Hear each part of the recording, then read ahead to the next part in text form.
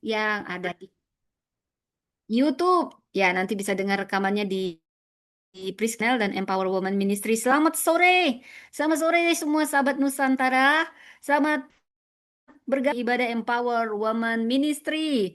Ya, saya mohon maaf Bapak Hari kalau mau nanti ada pengajaran ya. Saya berharap Anda bisa menerima Yesus Kristus sebagai Tuhan siapapun Anda ya. Mau bilang dongeng, mau bilang bohong, terserah.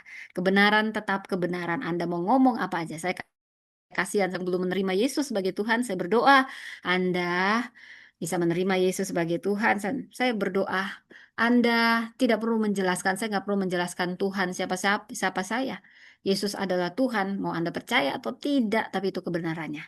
Ya, Yesus bukan manusia yang jadi Tuhan, tapi Tuhan yang pernah jadi manusia untuk memberi kita teladan dan untuk mengorbankan nyawanya untuk menebus dosa-dosa kita.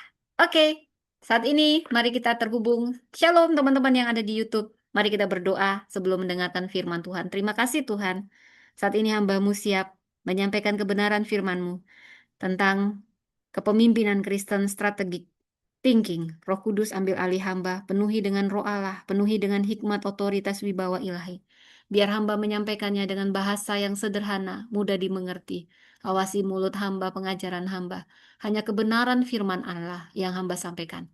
Dan hamba berdoa, biarlah setiap orang yang terhubung, bukan suatu kebetulan, yang sakit disembuhkan, yang berbeban berat mendapat kelegaan, yang mencari-cari kebenaran, menerima kebenaran. Dan biarlah kebenaran itu memerdekakan. Dan Tuhan, tolong kami semua celikan mata hati kami seperti Kau mencelikkan Lydia bicara. Kami buka hati kami seperti tanah yang subur, bukan hanya pendengar, tapi pelaku firman. Berfirmanlah Tuhan, berkati jaringan internet, tutup bungkus kami semua keluarga dengan kuasa darah Kristus.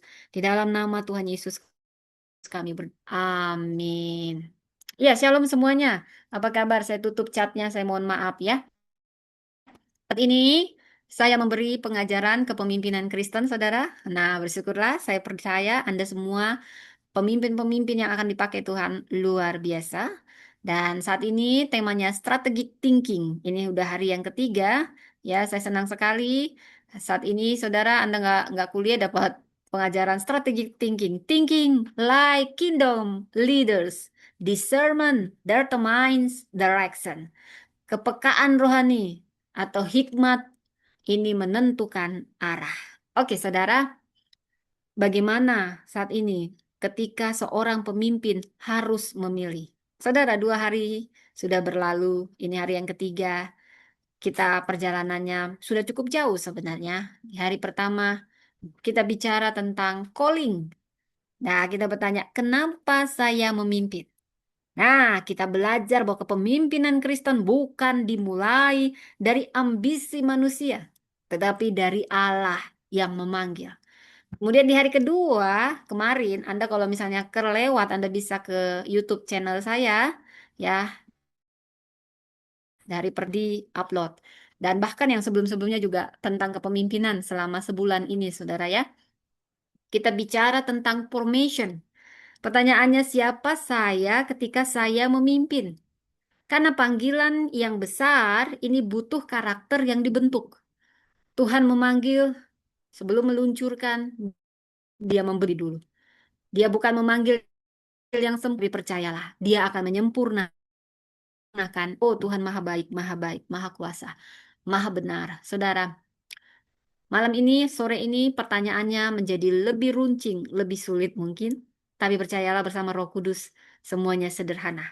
Apa yang akan kita lakukan ketika kita harus mengambil keputusan? Pemimpin salah satu tugasnya mengambil keputusan. Saudara, kehidupan tidak selalu memberi kita pilihan yang mudah. Wah, saya sering di sini.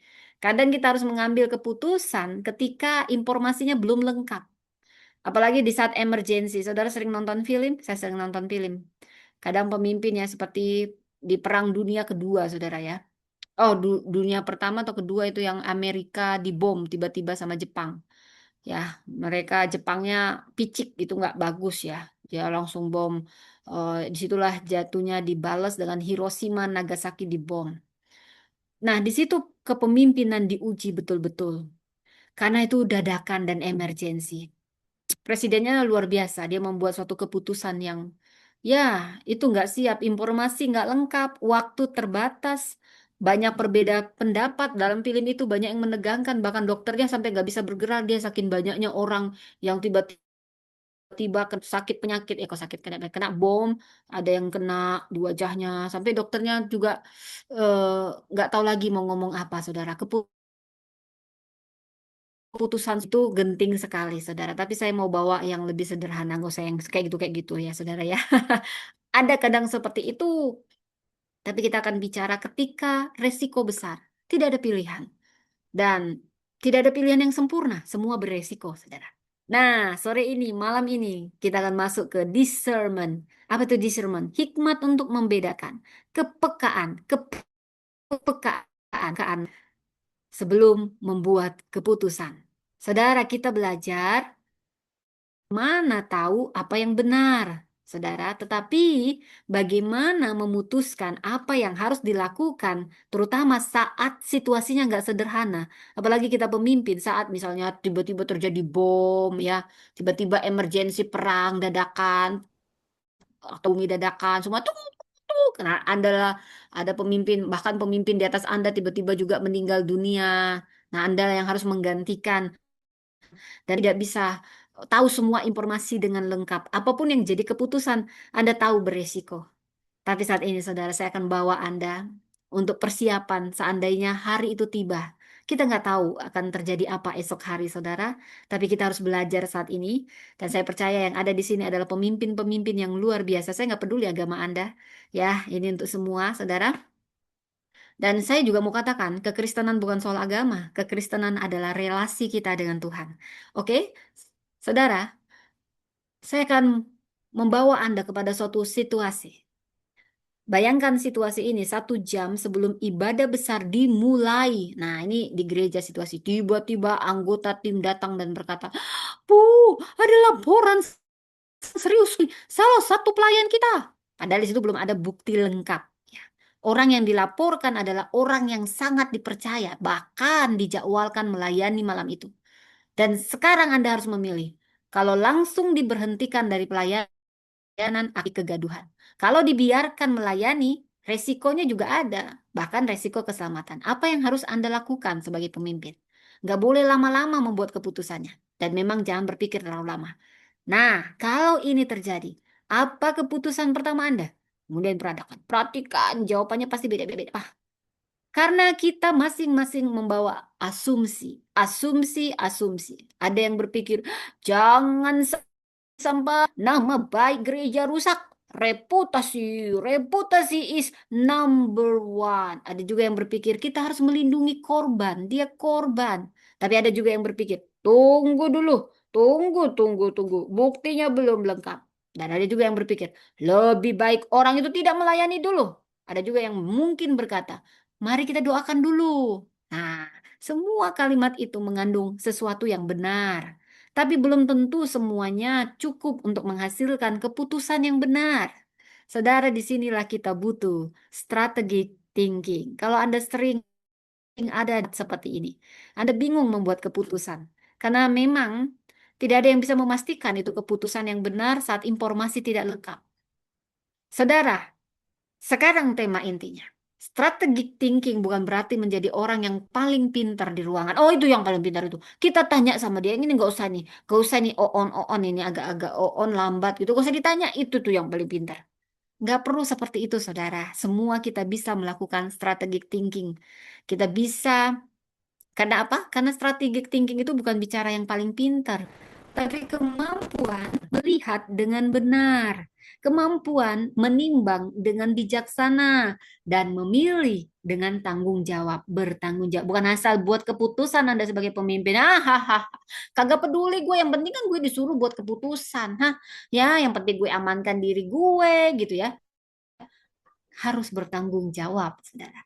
Bahasa sederhananya, jangan buru-buru bertindak sebelum belajar melihat. Karena keputusan yang cepat belum tentu keputusan yang bijaksana. Oh, hebat kali dia. Langsung dibuatnya keputusan. Padahal dia cepat-cepat aja. Aku mau pulang menonton film. Pokoknya aku buat keputusan. Oh, nggak boleh begitu. Sebagai pemimpin, nggak boleh, kawan. Keputusan yang lambat juga, oh nanti ya gitu doa, tapi lambat-lambat datang ngapa-ngapain, sampai nonton-nonton lagi masih Andi saudara ya. Kalau ada yang seperti ini parah banget pemimpin ya. Nah, keputusan yang lambat juga belum tentu yang bijaksana. Oh, dia udah cukup lama itu, udah dipertimbangkannya itu pasti itu yang bijaksana. Enggak juga, saudara. Kadang terlalu cepat berbahaya, tapi terlalu lama juga berbahaya. Nah, disinilah strategic thinking. Pemimpin Kristen harus belajar kapan harus berhenti, kapan harus melihat, kapan harus bertanya, kapan harus memilih, kapan harus mengubah keputusan. Saudara, jadi ini bukan sekedar, oh saya rasa damai buat keputusan ini. Ingat, Yakobus 1 ayat 5. Apabila di antara kamu ada yang kekurangan hikmat, ini sederhana, saudara. Minta, sudah minta belum sama Allah? Kenapa Anda sibuk sendiri? Bagaimana, pusing aku. Sudah berdoa belum? Minta hikmat. Minta katanya, mintalah. Maka akan diberikan kepada minta hikmat. Yakobus 1 ayat 5. Roh Kudus, tolong aku membuat keputusan. Tolong aku berserah penuh, sungguh-sungguh. Jangan keputusanmu. Bukan yang ku kehendaki, tapi yang kau kehendaki. Tolong aku, Roh Kudus. Minta hikmat, saudara. Saudara, pemimpin Kristen butuh hikmat. Kadang kita jelas perlu berhati-hati. Kadang kita berkata, saya sudah berdoa dan saya merasa damai. Ya, itu bagus. Tapi pertanyaannya, apakah rasa damai itu selalu berarti bahwa keputusan kita sudah benar? Belum tentu. Kadang kita merasa damai karena memang Tuhan memberi damai. Tetapi kadang kita merasa damai karena kita memang sudah ingin keputusan itu. Kita tidak ingin ada konflik. Kita takut ambil keputusan sulit. Atau kita hanya cari pembenaran terhadap apa yang kita putuskan. Itu jadinya intinya perasaan adalah data. Tetapi perasaan bukan satu-satunya apa itu discernment, kepekaan rohani, hikmat membedakan, minta itu dari Tuhan. Discernment Kristen itu butuh firman, baca firmannya, doa. Tuhan berbicara yang jelas dari Alkitab, dari doa saat kita berdoa, dia berbicara di firman ini. Ini salah satu totalitas Tuhan berbicara di sini. Walaupun mungkin orang ada yang mendengar audible, saya pernah dengar hamba Tuhan, oh aku mendengar suara Tuhan begini ya, terserah itu urusan, mau benar atau mau tidak ya. Saya percaya Tuhan juga bisa bicara dengan demikian. Bicara dari banyak hal, bicara dengan lewat pasangan, lewat anak kita, lewat siapapun Tuhan bisa bicara. Dia bisa juga bicara lewat media sosial. Dia punya banyak cara untuk bicara sama kita. Tapi yang jelas, yang saya tahu dari dulu, Tuhan lebih dulu bicara lewat firman-Nya. Semua firman yang ada di Alkitab adalah firman Allah. Saudara, jadi kita butuh firman, doa, fakta, dan hikmat komunitas. Jangan cuman seenak dewe, tanya orang. Tanya yang lebih berpengalaman. Pertimbangkan resiko dan punya keberanian untuk diperiksa. Discernment bukan pengganti analisis. Aku memakai kepekaan rohaniku, kau kan tahu aku nih bahasa roh 3 jam tiap hari. Bahkan 7 jam. Nah, nggak jaminan, saudara. Banyak sekarang bahasa roh dibuat-buat. Ya tuh? Nah, tapi gak usah kita hakimi sama Tuhan, ya kan? Dan bukan pengganti doa. Keduanya bertemu dalam keputusan yang dapat dipertanggungjawabkan. Saudara, kita belajar. Nah, saat ini kita belajar aja dari tokoh-tokoh Alkitab, saudara.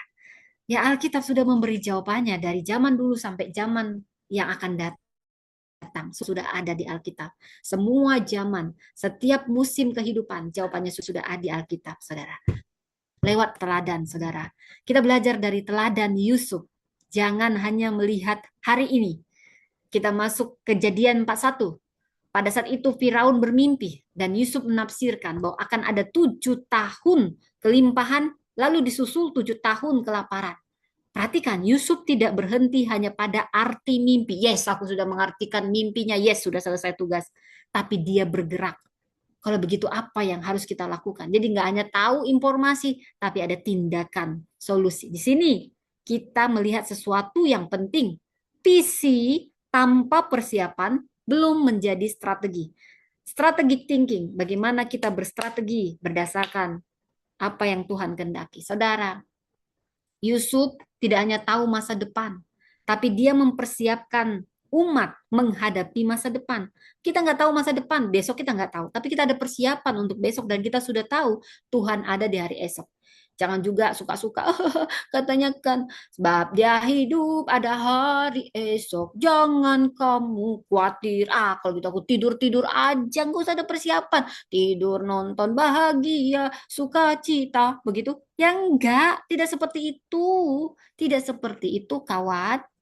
Ada persiapan untuk ke depan. Bukan berarti iman nggak ada persiapan. Kita beriman, nggak usah ada persiapan. Kita bergantung sama Tuhan, nggak usah ada persiapan. Ini namanya on. Maaf, maaf ya. Jadi saudara, kita belajar ya, ini jangan terlalu tegang. Ini wajahnya tegang-tegang. Saya lihat nyantai-nyantai ya. Oke, jadi dia mempersiapkan umat menghadapi masa depan. Terus kita sekarang persiapkan masa depan Anda. Ada penyimpanan, ada distribusi, ada sistem, ada orang yang bertanggung jawab, ada pengelolaan sumber daya. Jadi strategi itu bukan hanya melihat ini yang mungkin terjadi, tapi lebih dalam lagi, lebih dalam lagi. Strategi mempersiapkan apa yang harus dilakukan. Ada yang nanya, izin bertanya, kalau minta hikmat ke Allah atau ke Yesus? Sama itu. Yesus itu Allah. Yesus adalah Tuhan. Ya, lu mau minta ke Bapa, ke Yesus, sama kok. Mereka adalah Esa. Ketiganya yang Esa. Hormat bagi Allah Bapa, hormat bagi anaknya, hormat bagi Roh Penghibur, ketiganya yang Esa. Lu mau minta oh Yesus boleh, oh Roh Kudus boleh, oh Bapa boleh, semua Bapa, mereka satu. Walaupun jalannya adalah dalam nama Tuhan Yesus Kristus. Oke? Ketiganya satu. Saya capek, pokoknya itu doa diterima ya. Setan saya bilang, dalam nama Yesus keluar, setannya keluar. Karena setan nanti tahu bahwasanya Yesus adalah Tuhan. Lu lama-lama, lu kok gak tahu, kasihan juga ya. Jadi kalau nggak percaya, tapi lu sungguh-sungguh, usir aja setan dalam nama Yesus. Keluar setannya. Karena setan itu tahu bahwa Yesus itu Tuhan. Tapi lu harus benar-benar percaya. Karena setan juga tahu kalau kamu ragu sama ketuhanan Yesus. Maka itu nggak berfungsi. Ya, nah gitu aja ya. Sekarang saya fokus dulu ke sini. Ya, kita kembali kepada strategi. Jadi strategi bukan hanya melihat, oh nanti ini terjadi, nonton-nonton aja, nggak dipersiapkan. Oh, kita akan bergantung sama Allah, nggak ada persiapan, dilambat-lambati. Nah, ini bukan strategi leader, ya, bukan, ya. Ini sangat relevan bagi gereja. Misalnya gereja berkata, generasi muda, oh, semakin sedikit. Wah, kita melakukan pengamatan.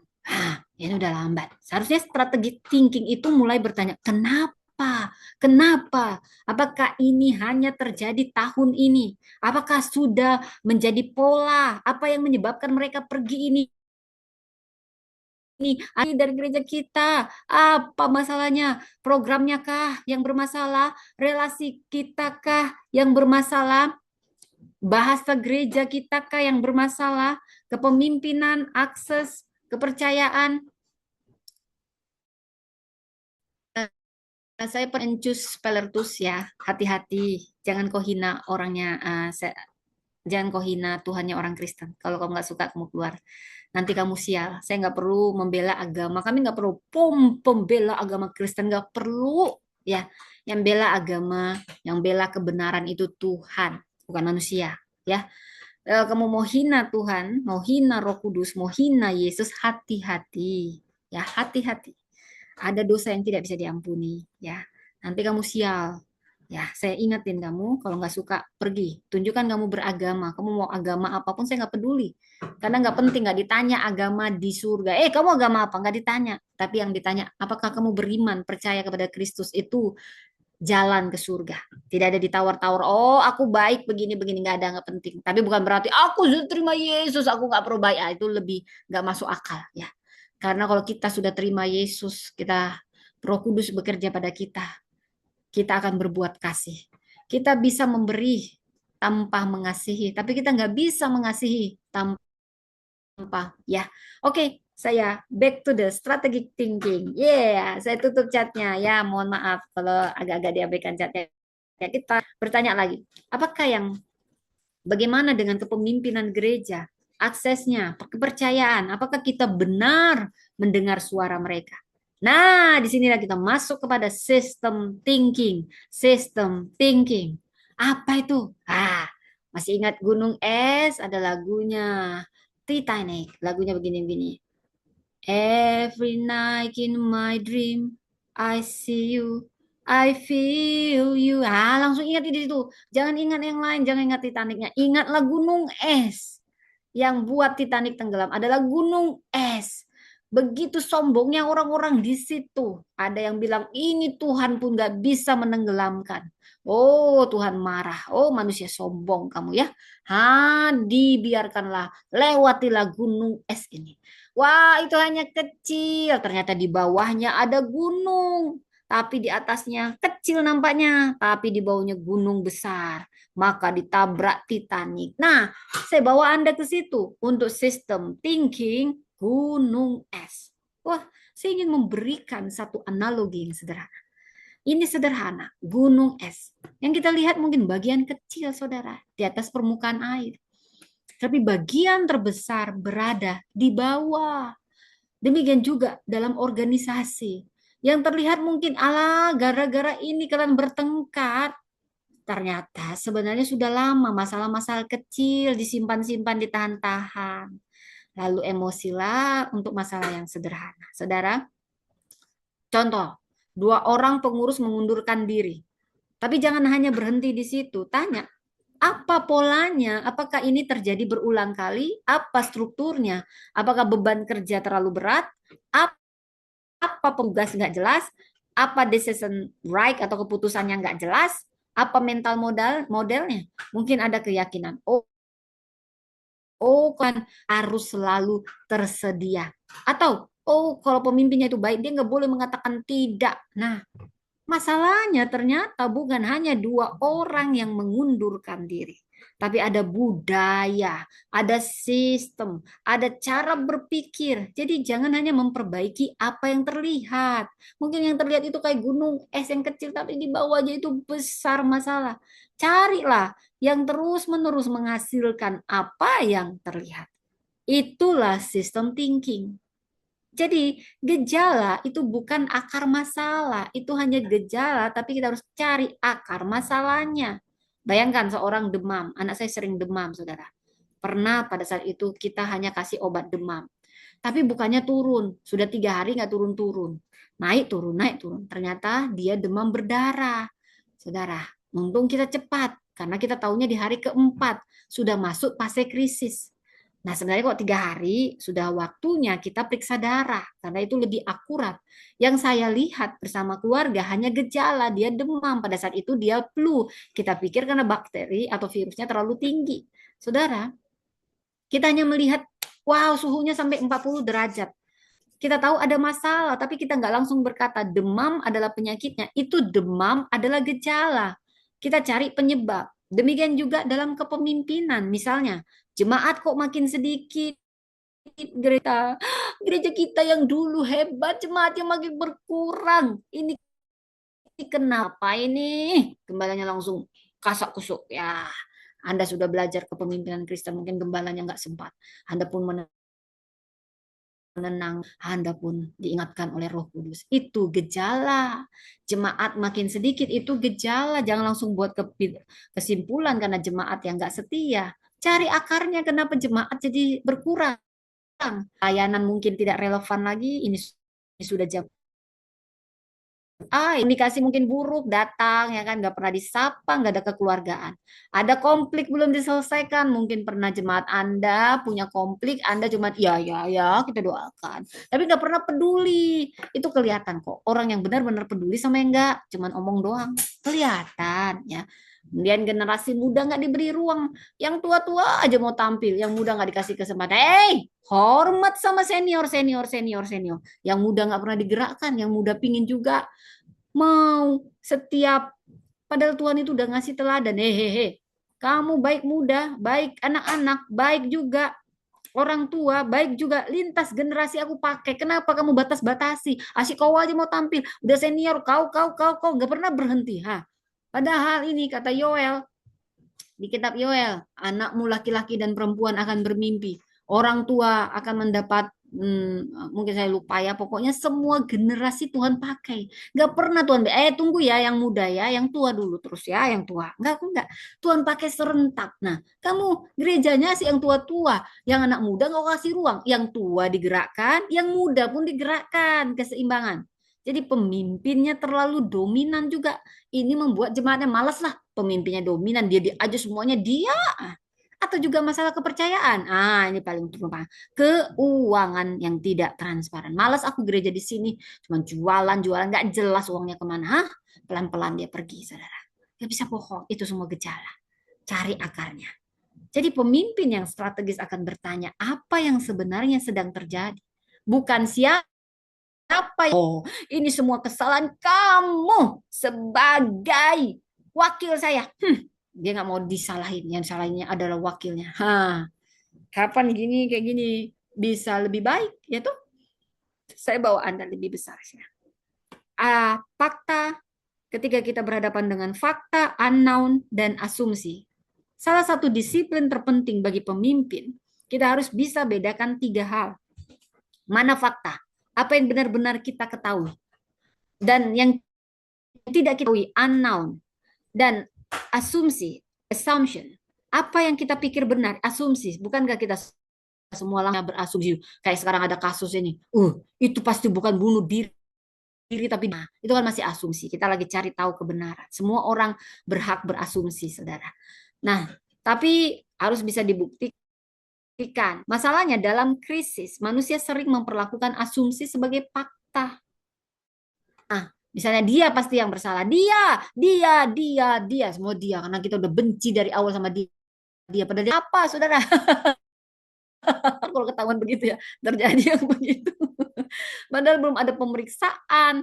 Atau kita tidak melakukan sesuatu sekarang, gereja pasti hancur. Apakah itu fakta? Belum tentu. Makanya, saudara, asumsi itu yang tidak diperiksa itu bisa jadi keputusan yang salah. Karena dia gila-gila berasumsi, pasti dia itu begini, masih asumsi, nggak dicari fakta. Tapi kita pemimpin yang dewasa, kita berani berkata, saya belum tahu. Itu bukan kelemahan, kita ngakui kelemahan kita. Atau tahu, itu bukan kelemahan, itu kerendahan hati epistemik. Kita belajar lagi dari tokoh yang kedua. Esther, keberanian yang memiliki timing. Keberanian. Yesus jadi Tuhan itu asumsi, tapi apa kau tahu apa-apa? Kamu hari gini nggak tahu. Kalau kau tanya aja sama setan kalau nggak percaya. Yesus itu Tuhan. Ya. Masa asumsi saat ini lu kemana aja yang ciptain langit dan bumi? Tuhan Yesus. Ya. Oke, kita balik lagi di sini. Ya, kita berdoa dia menerima Yesus sebagai Tuhan dan Juru Selamat. Ya. Jadi sekarang kita melihat Esther. Kita belajar dari Ratu Esther. Saya tutup dulu catnya ya. Jadi berada dalam situasi berbahaya. Bangsa Yahudi saat itu terancam. Dia punya posisi jadi ratu di istana. Tapi posisi ternyata nggak cukup, saudara. Esther akhirnya berani ambil resiko. Perhatikan, Esther nggak bertindak impulsif. Biasanya terburu-buru, tergesa-gesa. Dia berpikir dengan matang. Dia pertama berdoa. Saudara, apa-apa berdoa. Berpuasa. Minta dukungan orang-orang sekeliling kita, komunitas kita. Minta penilaian, hikmat penilaian risiko. Minta hikmat untuk waktu, timing. Kita harus komunikasi. Dan kita harus bekerja sama, koalisi. Dan tentu ada tindak lanjut, ada tindakan nyata. Saudara, ini luar biasa. Dari strategi Esther kita belajar banyak. Karena keberanian Kristen bukan berarti, saya berani, maka saya langsung bertindak. Bukan seperti itu. Keberanian yang berhikmat bertanya, kapan waktunya? Siapa yang harus bersama saya? Apa resikonya? Bagaimana saya menyampaikan ini? Apa langkah berikutnya? Saudara, courage without wisdom can become recklessness. Wisdom without courage can become delay. Keberanian butuh hikmat. Hikmat butuh keberanian untuk dijalankan, saudara. Jangan asal berani aja. Nggak kayak gitu juga, saudara. Itu harus dipikir-pikir matang, ya saudara ya. Courage without wisdom. Kamu berani tanpa hikmat, itu bisa jadi kecerobohan. Tapi kamu juga ngaku-ngaku berhikmat, tapi nggak berani untuk bertindak, maka kamu akan melakukan tindakan yang berbahaya, yaitu penundaan. Di saat kamu harus berani bertindak, tunda, tunda, tunda, tunda, tunda. Maka yang jadi adalah sesuatu. Jadi hikmat butuh keberanian untuk dijalankan. Nah, kita masuk lagi lebih dalam lagi. Kita masuk strategi lebih dalam lagi. Nah, itu sudahlah Ibu Pendeta, jangan nyanyi-nyanyi aja. Ya, agak-agak break ya, saudara ya. Jadi strategi selalu berarti pilihan. Ini penting untuk dipahami. Strategi berarti memilih. Kalau kita berkata, oh kita akan melakukan semuanya, itu bukan strategi. Itu kelelahan yang direncanakan. Strategi berkata, ini yang paling penting, ini. Pokoknya ini. Karena itu, yang lain untuk sementara tidak jadi prioritas. Dan setiap pilihan mempunyai trade-off. Kalau kita pilih A, kita mungkin kehilangan manfaat B. Keputusan strategis yang memberikan semuanya sekaligus. Pemimpin harus bertanya apa yang dipilih dan apa yang dengan sadar kita tidak pilih. Ini menjadi kedua pertanyaan yang sering sulit bagi seorang pemimpin. Kita belajar dari Deborah. Deborah memimpin tanpa mengambil alih semuanya. Bila kita baca pasal 4-5, Deborah tidak melakukan semuanya sendiri. Dia pertama berdoa, dia mendengar, dia menamai tanggung jawab, dia mendampingi, dia membangkitkan keberanian, dia memobilisasi. Saudara, ini penting. Karena dalam krisis ada pemimpin yang langsung berkata, sudah, saya saja yang kerjakan. Kenapa? Karena dia merasa dia lebih cepat kalau dia semua. Tapi kalau kita semua yang melakukan atau semua harus dilakukan oleh satu orang, maka apapun organisasi itu menjadi bergantung kepada satu orang. Deborah menunjukkan bahwa kepemimpinan bukan hanya orang yang mengambil tindakan. Pemimpin juga membangunkan keberanian orang lain untuk mengambil tanggung jawab. Jadi leadership is not doing everything. Leadership is helping the right people do the right thing at the right time. Kepemimpinan tidak melakukan semuanya, tapi kepemimpinan menolong orang yang tepat, melakukan hal yang tepat. Ini perlu hikmat yang tinggi, saudara. Kalau krisis terjadi, apa yang harus dilakukan? Saudara mau suka atau tidak suka, tantangan selalu akan ada, masalah selalu ada dalam hidup. Tapi orang-orang yang berstrategic thinking, dia mengubah tantangan itu menjadi peluang. Saudara, sekarang kita masuk kepada krisis leadership. Dalam krisis, jangan langsung berpikir bagaimana menyelesaikan semuanya. Pertanyaan pertama, apa yang harus dilakukan sekarang? Kemudian, apa yang harus dilakukan dalam 72 jam? Kemudian, apa yang harus distabilkan dalam 30 hari? Ini sangat sesuai dengan arsitektur hari yang ketiga, saudara. Saat ini kita akan membangun seluruh sistem perubahan. Dan hari ini strategi thinking itu bicara apa keputusan yang paling bertanggung jawab sekarang. Besok kita akan bicara bagaimana keputusan itu menjadi perubahan sistem. Jangan mencampur keduanya. Nah, sekarang siapa yang menanggung resiko terbesar? Saya ingin memberikan satu pertanyaan yang kita bisa bawa pulang hikmatnya. Siapa yang resiko terbesar saat kita membuat keputusan yang salah, keputusan yang terlambat, atau keputusan yang nggak pernah diambil? Karena dalam organisasi, orang yang paling sering Yang paling kuat sering paling terdengar, tetapi orang yang paling terdampak belum tentu paling terdengar. Saudara, misalnya dalam konflik, yang paling banyak bicara sebenarnya belum tentu yang paling menderita. Dalam krisis, orang yang punya jabatan mungkin mempunyai suara, tapi yang paling rentan dia bisa tidak punya suara. Disinilah peran strategi Christian leadership. Dia harus mempunyai dignity safeguard. Apa tuh dignity safeguard?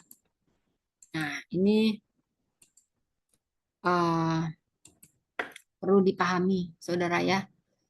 Jadi jangan asal buat keputusan, saudara. Kita harus memikirkan semua yang terdampak dari keputusan kita, ya. Kalau kita asal-asalan sebagai pemimpin membuat keputusan, Tuhan akan minta pertanggungjawaban kita. Perlindungan martabat perlu dijaga, dignity. Kita bukan hanya menyelamatkan program, ingat itu. Kita menjaga manusia. Jangan sampai lebih penting reputasi gereja daripada manusia. Kristus harus jadi pusat semuanya. Kita harus berhenti sejenak karena strategic thinking Kristus sekedar teori, bukan sekedar teori manajemen dengan ayat Alkitab ditempelkan di atasnya. Bukan. Kristus harus jadi pusat. Kita boleh gunakan sistem thinking, skenario planning, risk matrix ya, data, semua bisa, saudara. AI ya, organizational analysis. Tetapi semua itu harus tunduk kepada besar. Apakah cara kita mengambil keputusan mencerminkan karakter Kristus? Karena keberhasilan organisasi bukan satu-satunya ukuran. Kita juga bisa bertanya, saudara, apakah kebenaran dijaga? Apakah manusia dilindungi? Apakah yang lemah didengar? Apakah kuasa digunakan dengan benar? Apakah keputusan dapat dipertanggungjawabkan? Saudara, strategi Kristen bukan hanya tentang mencapai tujuan yang benar dengan cara yang benar. Cara kita memimpin juga merupakan bagian dari kesaksian kita.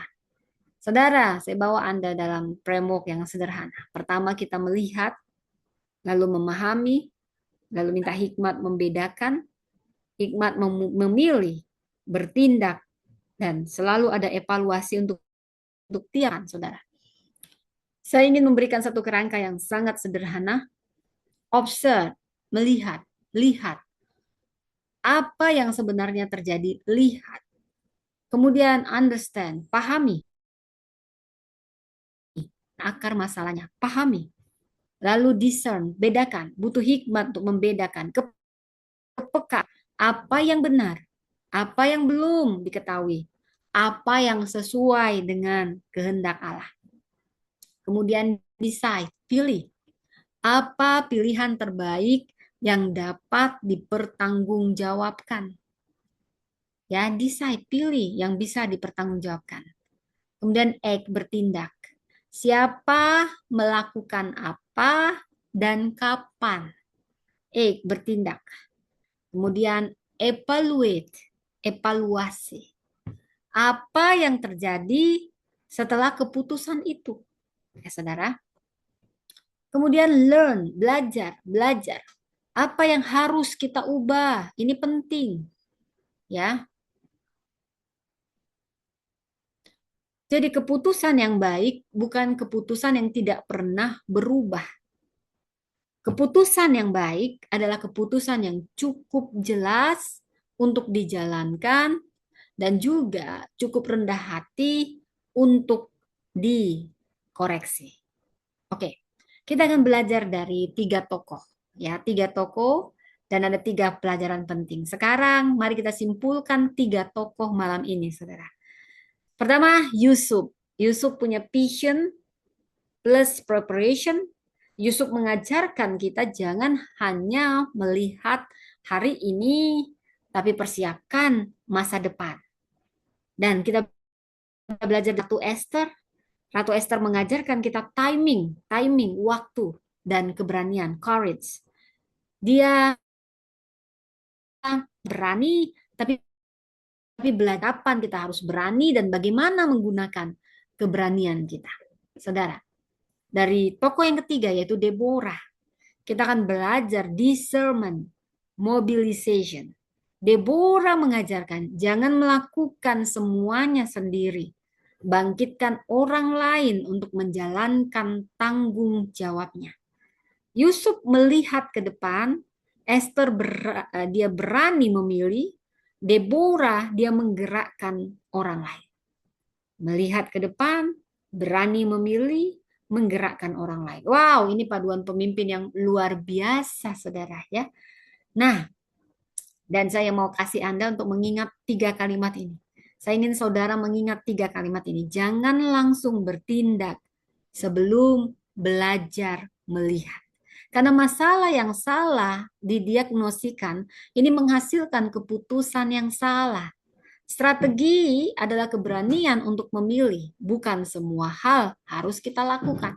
Itulah strategi. Nggak bisa kita senangkan semua orang. Nggak bisa kita lakukan semua. Harus ada yang jadi prioritas. Dan disitulah pentingnya strategi. Saudara, pemimpin Kristen tidak hanya bertanya, apa yang harus saya lakukan? Tapi pertanyaannya, siapa yang harus saya lindungi juga? Itulah yang membedakan strategic thinking Kristen dari sekedar strategic manajemen. Saudara, beda dalam kekristenan. Kalau bisnis dunia ini mungkin alah menghasilkan untung, pakai. Nggak untung lagi, nggak ada manfaat, singkirkan. No, no, no, no. Kita bukan seperti itu kawan. Segala sesuatu sumbernya dari Tuhan. Jangan sembarangan singkirin orang. Perhatikan ada wajah-wajah rentan. Mungkin si bapak ini sudah tua rentah. Waktu muda kita pakai tenaganya. Sekarang dia tua. Kita mau habis manis sepadi buang. Dalam kekristenan tidak boleh seperti itu. Pimpin tidak boleh seperti itu. Habis manis sepadi buang. No. Lihatlah wajah-wajah. Dia punya anak yang harus dia kasih makan. Itulah kasih. Kasih mengalahkan semuanya. Mungkin dia tidak begitu menguntungkan, tapi percayalah, sumber berkat adalah Tuhan. Ketika kita tetap memperhatikan dan peduli dengan si bapak ini, bukan hanya morotin tenaga dia, habis manis sepadi buang, dia sakit-sakitan, singkirkan, pecat, buang. Tidak seperti itu. Itulah bedanya kepemimpinan Kristen dengan dunia ini. Tapi percayalah ketika kasih itu ada, maka tidak pernah kekurangan, bahkan lebih, karena sumbernya dari Tuhan. Saudara, saya bawa Anda lebih dalam. Sekarang saya ingin saudara tidak berpikir tentang gereja dulu, tapi pikirkan hidup saudara sendiri. Sederhana. Apakah ada keputusan yang saat ini saudara harus ambil? Mungkin dalam keluarga, dalam gereja, dalam pelayanan, dalam pekerjaan, organisasi, pendidikan, keuangan, atau hubungan. Sekarang coba tanyakan 7 pertanyaan. Apa faktanya? Apa yang belum, asumsi apa yang sedang saya pegang? Apa akar masalahnya? Saudara, pilihan apa yang saya punya? Siapa yang paling menanggung resiko? Apa yang membuat saya mengubah keputusan? Saudara coba tenang, ambil waktu sejenak berpikir, jangan buru-buru menjawab. Karena mungkin selama ini kita bukan kekurangan informasi. Ya saudara, kekurangan informasi ini saya buat dulu ini. Saya mau cat-cat, saya nggak baca ya saudara, supaya saya fokus ya. Mungkin kita juga bukan kekurangan keberanian untuk melihat kenyataan. Atau kita bukan kekurangan doa. Tiap doa. Tapi kita kekurangan keberanian untuk mengambil keputusan. Atau mungkin kita bukan kekurangan strategi. Kita kekurangan kerendahan hati untuk mengakui bahwa kita pun mungkin salah. Nah, saudaraku, sebagai pemimpin Kristen, kita bukan orang yang selalu mempunyai jawaban. Kita bukan Tuhan. Itu wajar. Siapapun Anda pemimpin, tidak ada yang sempurna. Tapi pemimpin Kristen adalah orang yang tahu bagaimana mencari jawaban dengan setia, dengan doa, periksa fakta, dengar orang lain. Akui ketidaktahuan, jangan sok tahu. Lihat sistem, mempertimbangkan resiko. Berani memilih. Kita harus melindungi yang rentan.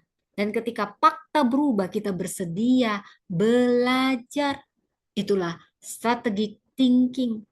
Bukan berarti kita tahu semuanya. No. Tetapi kita akan melihat dengan jujur, menimbang dengan hikmat, memilih dengan berani, dan tetap rendah hati untuk dikoreksi. Karena discernment determines direction. Hikmat untuk membedakan itu menentukan arah kita. Discernment, hikmat membedakan atau kepekaan rohani. Ini menentukan dan keputusan menentukan kemana organisasi bergerak. Saudara, saya beri jembatan untuk tindakan praktik. Saat ini, malam ini, jangan hanya berhenti pada teori, kita akan masuk ke dalam praktik, kita akan menggunakan nanti buku saya dari panggilan menjadi warisan. Ada alat yang namanya panggilan krisis triase, risk wisdom matrix, dan dignity impact assessment. Kenapa? Karena strategic thinking harus turun dari kepala ke keputusan. Kita akan belajar apa yang kita lihat, apa yang belum kita tahu, apa pilihan kita, apa risikonya, apa yang harus dilindungi, apa keputusan kita dalam 0 sampai 72 jam. Dan yang terakhir, apa yang membuat kita mengubah keputusan ini. Karena pemimpin yang dewasa bukan pemimpin yang berkata, saya tidak pernah salah sebagai pemimpin. Pakai lagi dia. Itu cuma gaya-gaya ya. Pemimpin yang dewasa justru akan berkata, saya akan mengambil keputusan terbaik yang tuntunan Tuhan. Saya akan tetap terbuka kepada Tuhan, kepada fakta dan koreksi. Itulah discernment, hikmat, kepekaan rohani untuk membuat keputusan. Dan dari keputusan yang bijaksana, kita akan bergerak menuju transformation from calling, formation, discernment, lalu nanti decision, transformation, dan legacy. Amin. Oke, kita berdoa dulu untuk menutup seri pengajaran kepemimpinan Kristen Strategic Thinking. Mari kita berdoa. Terima kasih Tuhan untuk kebaikan-Mu. Hari ini hamba sudah menyatakan, Tuhan, biar kami belajar seperti Yusuf bisa melihat ke depan dan membuat persiapan hari ini. Seperti Esther, sebelum membosan, mencari wajah Tuhan, berdoa sungguh-sungguh, berani ambil resiko. Seperti Deborah, tidak mengambil alih semuanya, tapi menggerakkan orang yang tepat di posisi yang tepat. Beri kami hikmat, discernment, determines decision. Biar hikmat Allah yang menerangi jalan kami sebagai pemimpin. Kami punya kepekaan rohani dalam membuat keputusan. Tuntun kami Roh Kudus. Terima kasih. Dalam nama Yesus kami berdoa. Amin. Nah, saudara, saya berdoa bagi Anda para pemimpin, andalkan tadi sudah kita pelajari strategic thinking. Dari yang kita pelajari dari Yusuf, Deborah, dan Esther. Ada banyak hal. Dan saya percaya kita bisa menjadi pemimpin-pemimpin yang bijaksana. Baik teman-teman yang di YouTube demikian, dan Anda yang mau mendengarkan ini, Anda bisa putar di Priscilla Das Channel dan Empower Woman Ministry. Baik teman-teman yang di YouTube, Tuhan memberkati. Shalom.